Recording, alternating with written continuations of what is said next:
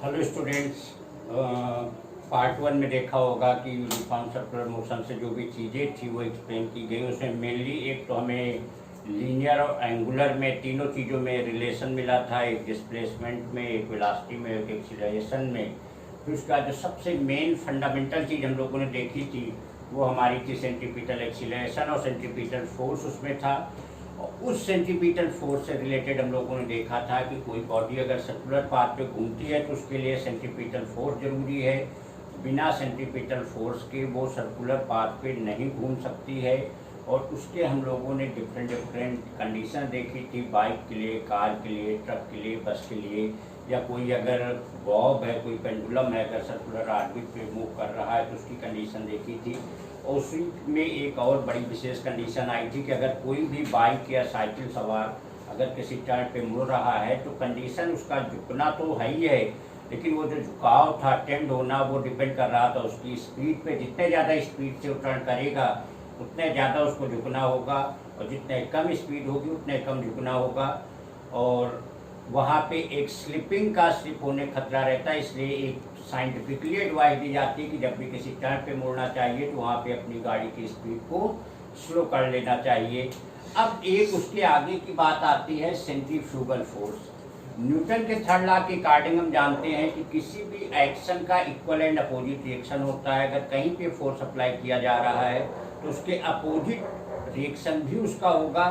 तो सेम अगर कोई बॉडी हमारी सर्कुलर पाथ पे मूव कर रही है, इस सर्कुलर पाथ पे मूव करे, सर्कुलर पाथ पे मूव करने के लिए सेंट्रीपिटल फोर्स चाहिए। सेंट्रीपिटल फोर्स का एक अपोजिट फोर्स इधर लगना शुरू हो जाता है, इसी को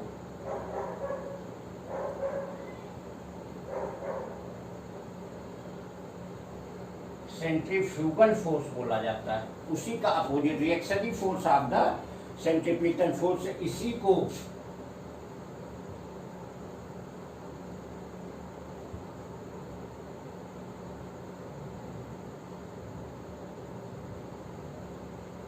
सूडो फोर्स भी कहा जाता है। एक्चुअल में काल्पनिक है, ऐसा कोई फोर्स होता नहीं, but this is experience by the person, experience by the body, that is why it is called pseudo force.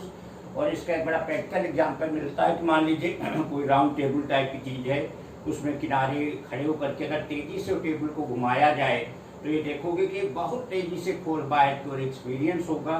तो वो फोर्स जो होता है that is the reactionary force of the centripetal force, उसी को हम कहते हैं सेंट्रीफ्यूगल फोर्स।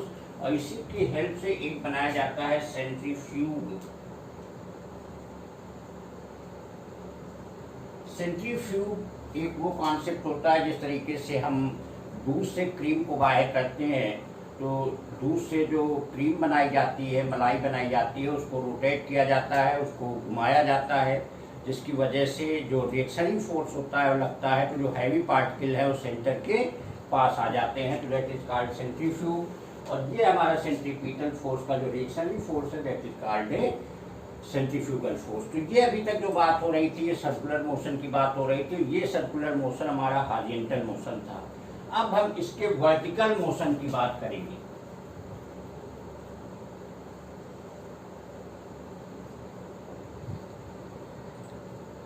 वर्टिकल मोशन का मतलब क्या हो गया? अभी तक कोई बॉडी जो सर्कल में घूम रही थी इस तरीके से घूम रही थी, इस तरीके से पाथ में हॉरिजॉन्टल उसमें घूम रही थी। अब बॉडी इस तरीके से घूम रही है। तो मान लीजिए एक कंडीशन यहाँ पे जनरल कंडीशन देखी जाए, मान लीजिए बॉडी यहाँ पे है, तो यहाँ पे क्लियर है mg नीचे एक्ट होगा, t जो होगा इधर होगा। एक कंपोनेंट इसका अगर वर्टिकल से थीटा बना रही है यहाँ से, तो ये भी थीटा होगा, तो ये हो जाएगा mg cos थीटा, और एक फोर्स इधर लगेगा वो हो जाएगा mg sin थीटा। तो t cos थीटा, या यहाँ की अगर मेनली बात हमें किया जाए तो t minus mg cos theta ये प्रोवाइड करेगा mv स्क्वायर बाई आर। तो this is the general equation of the motion of a body in vertical plane, t minus cos theta, जो कि इसको सेंट्रीपिटल फोर्स प्रोवाइड करेगा। अब इस condition के अकॉर्डिंग किसी स्पेशल थीटा पे, अब चाहे जो भी थीटा की वैल्यू हो, 90 हो, 180 हो, जो भी हो, वहाँ पे हम टी है बी है जो भी चीज़ें चाहे कैलकुलेट कर लेते हैं। अब इसी की जरा एक पोजीशन यहाँ पे देखी जाए, मान लीजिए ए थी, एक पोजीशन यहाँ पे बी पे जरा देखी जाए। बी पे जब कोई बॉडी होगी तो इस कंडीशन में टी भी नीचे होगा और एम जी भी नीचे होगा। तो at B T plus M G will provide the M V square by R. अब एक लोवेस्ट कंडीशन यहाँ पे क्या होती है कि टेंशन यहाँ पे 0 हो जाए क्योंकि बॉडी नहीं।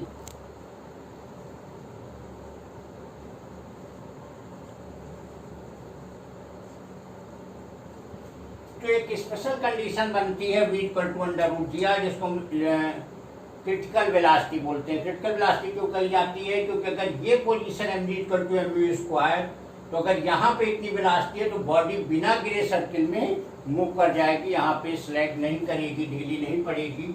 और ऐसे ही अगर सी पे देख लिया जाए एट सी, तो यही कंडीशन बनेगी v इक्वल टू 5 GR और टेंशन जो आएगा 6 mg के बराबर हो जाएगी।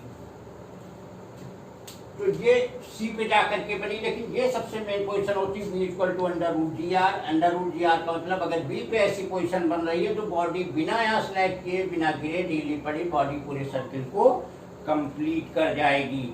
इसी के बहुत सारे एग्जाम्पल्स देखने को मिलते हैं।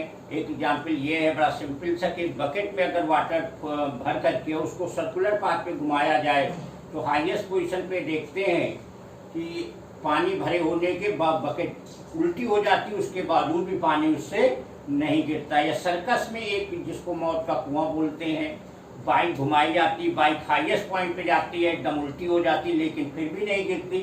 तो वो सब ना गिरने, ऐसी घटना ना होने का मेन रीजन है v equal to under root G R में क्रिटिकल वेलोसिटी, कि हाईएस्ट पॉइंट पे अंडर रूट जी आर है, उससे अधिक अगर वेलोसिटी है तो बॉडी बिना फॉल किए पूरा सर्किल कंप्लीट कर जाएगी। इतनी लोवेस्ट वेलोसिटी अगर इस पॉइंट पे बी पे हो रही है तो body will complete the revolution without falling.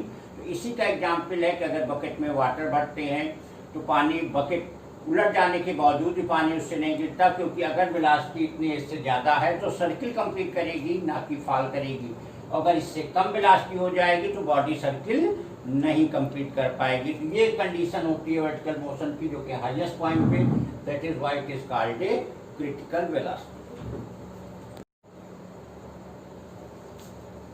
तो यहाँ से स्टूडेंट थ्योरी अब समाप्त होती है। अब हम लोग इसके न्यूमेरिकल देखते हैं। These are the numericals of the Kumar Mittal book, most popular, important, useful book है।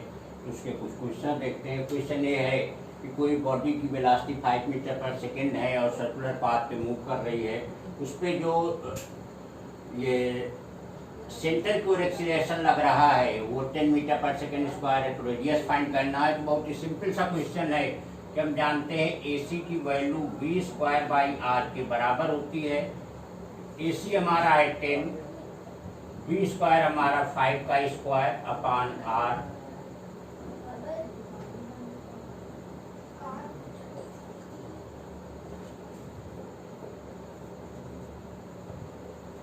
तो जो ये सेंट्रीपिटल, जिसको टुवर्ड सेंटर पता सेंट्रीपिटल एक्सीलरेशन है, उसकी वैल्यू 2.5 मीटर पर सेकेंड स्क्वायर के बराबर हो जाएगी। एक क्वेश्चन है कि बॉडी जो रोटेट कर रही है वो 4 रेडियन पर सेकेंड, 4 रिवोल्यूशन पर सेकेंड की स्पीड से,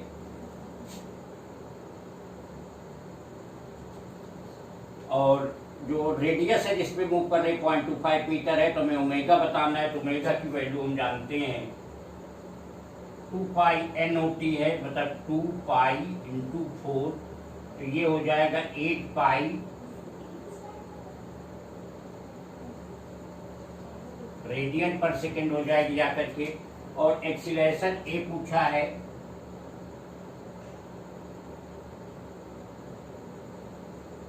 A की वैल्यू हो जाती है ओमेगा स्क्वायर R। ओमेगा की वैल्यू हमारी 8 पाई का स्क्वायर इंटू R में 64 पाई, और R की वैल्यू है 0.25।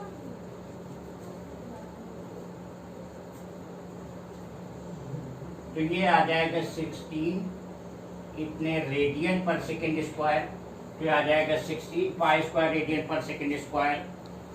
और एक अब इम्पॉर्टेंट क्वेश्चन ये है कि स्पीड से 500 मीटर के रेडियस पे मूव कर रही है, उस पे जो टुवर्ड सेंटर एक्सीलरेशन है 3 मीटर पर सेकेंड, उसको इतने मीटर पर सेकेंड स्क्वायर के एक्सीलरेशन से एक्सीलरेट किया जाता है। तो magnitude of A means net acceleration क्या होगा, v की वैल्यू हो जाएगी 30 का स्क्वायर अपॉन आर 500, ये आ जाएगा 900 बाई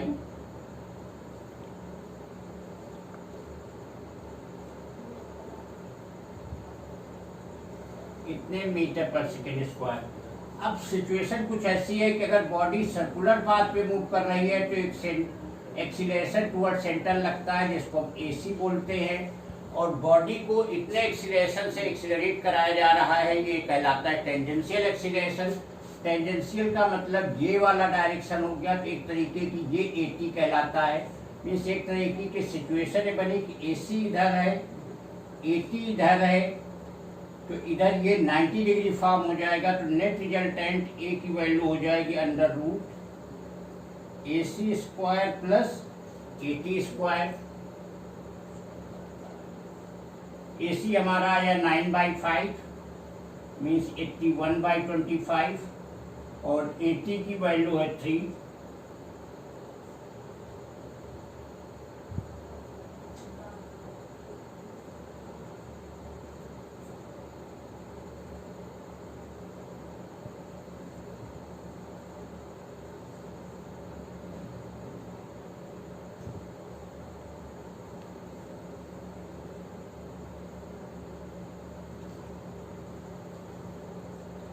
एक अप्रोक्सीमेट वैल्यू ले लिया 156 का 12.2, 25 का सीधे रूट 5 हो जाएगा, तो वैल्यू आ जाएगी 2.4 मीटर पर सेकेंड स्क्वायर। कहने का होता है जो नेट एक्सीलरेशन होगा on the car that will be equal to 2.4 metre पर सेकेंड स्क्वायर। एक क्वेश्चन ये है कि एक बॉडी जो है जिसका मास 3 ग्राम है, 25 सेंटीमीटर के रेडियस वाले पाथ पे वो सर्कुलर मोशन कर रही है, जिसकी फ्रीक्वेंसी 5 रिवोल्यूशन पर सेकेंड है। तो सेंटीमीटर एक्सीलरेशन फाइंड करना है। पहले फ्रीक्वेंसी दी गई है, n जो है 5 रिवोल्यूशन पर सेकेंड है, तो ओमेगा की वैल्यू आ जाएगी 2πn।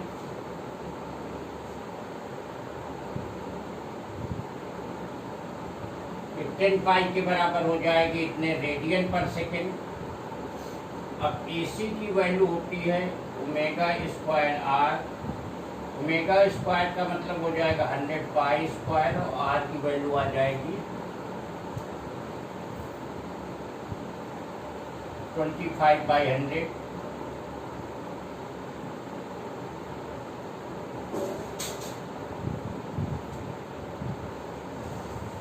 इसका मतलब क्या हुआ, AC जो सेंटीमीटर एक्सीलरेशन होगा उसकी वैल्यू 25 पाई स्क्वायर रेडियन पर सेकेंड। इसकी वैल्यू को चाहे तो न्यूमेरिकल वैल्यू में निकाल सकते हैं, पाई स्क्वायर की वैल्यू रख देंगे, पाई का स्क्वायर 3.14 का स्क्वायर।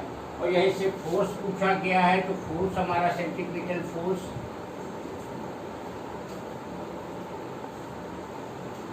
MA के बराबर हो जाएगा। M हमारा 3 ग्राम,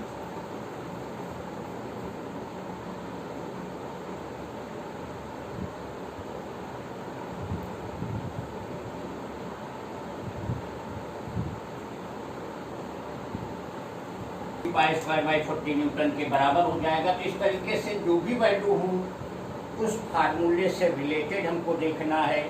यहाँ पे हमें सेंटीमीटर एक्सीलरेशन चाहिए था, यहाँ फ्रीक्वेंसी दी थी, तो फ्रीक्वेंसी से हम एंगुलर वेलोसिटी निकाल लेंगे। एंगुलर वेलोसिटी से हम ओमेगा स्क्वायर आर पुट कर देंगे। जहाँ पे वेलोसिटी सिर्फ लीनियर वेलोसिटी दी जाती है वहाँ पे हम स्क्वायर बाई आर पुट कर देते हैं। एक क्वेश्चन है कि कोई कार 100 मीटर के रेडियस पे मूव कर रही है, तो टर्न पे मतलब उसकी क्या मैक्सिमम स्पीड होनी चाहिए, जबकि कोएफिशिएंट ऑफ फ्रिक्शन 0.4 दिया गया, G की वैल्यू 10 मीटर पर सेकेंड स्क्वायर है। तो पहले ही पिछले वाले पार्ट में देखोगे जिसका लीन होना पड़ेगा टुवर्ड सेंटर, झुकना पड़ेगा, और उसको जो बैलेंस करने वाला हो सेंट्री वो हमारा फ्रिक्शन फोर्स होता है। वही फ्रिक्शन फोर्स हमारी कार बाइक को साइकिल को बैलेंस करेगा, इसलिए वहाँ पे हमें स्लिप करने के चांसेस बहुत ही ज़्यादा हो जाते हैं।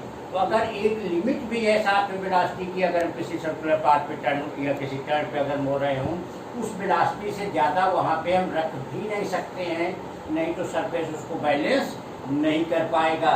तो यहाँ पे जो कंडीशन करेगा, एम से एम कैंसिल हो गया,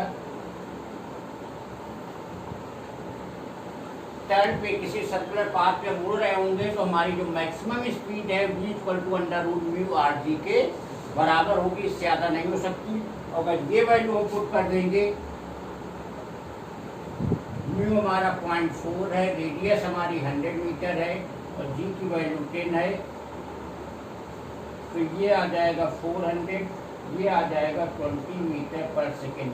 कहने का मतलब अगर जो इस टाइप का, देखिए यहाँ पे, अगर इस टाइप के सर्कुलर पाथ जिसकी रेडियस 100 मीटर है, मीटर की वैल्यू 0.4 है, यहाँ पे कार की जो मैक्सिमम स्पीड है 20 मीटर पर सेकेंड ही रह सकती है, इससे ज़्यादा पॉसिबल नहीं है, अदरवाइज वो वहाँ पे स्लिप कर जाएगी। क्योंकि फ्रिक्शन फोर्स जो होगा, कोई भी फ्रिक्शन फोर्स पे maximum value equal to mu R G circular path पे होगी, और वो यहाँ पे बैलेंस करेगा जिसकी स्पीड आएगी 20 मीटर पर सेकेंड।